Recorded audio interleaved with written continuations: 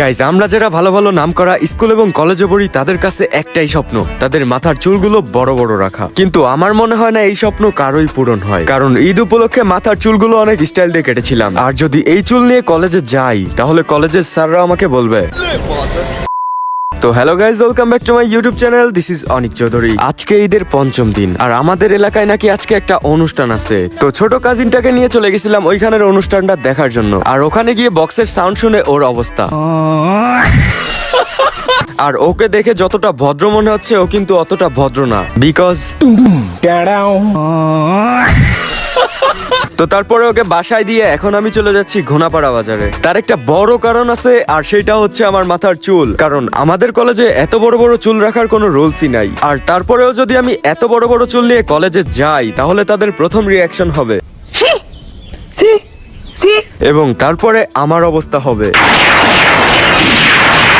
তো আমি ভাই অত প্যারা নিতে চাই না, তাই তো চুল ছোট করার জন্য চলে যাচ্ছি। তো তারপরে দেখতে দেখতে চলে আসি ঘোনাপাড়া বাজারে, এন্ড এখানে এসে চলে গেলাম একটা সেলুনে। কিন্তু মজার বিষয় হচ্ছে এখানে এসে দেখি সিফাত এবং অর্ণব এখানে আগে থেকেই বসে আছে। এন্ড তারপরে দেখি হ্যান্ডসাম শুভ দাদাকে, এবং তারপরে কিছুক্ষণ ওয়েট করার পরে সিফাত চুল কাটাতে বসে যায় এবং আমি পাশে বসে বসে জাউরামতি করতে থাকি আর নিজের কালা মুখটারে একটু দেখতে থাকি।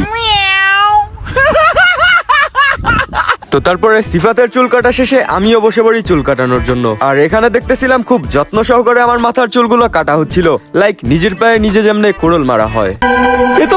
তো তারপরে মাথার চুল কাটা শেষে মুখের দাড়িগুলোকে সাইজ করা হচ্ছিল, এবং এই সমস্ত জিনিস শেষে আমি যদি তোমাদের আমার ফাইনাল লুকটা দেখাইতে চাই তাহলে হবে।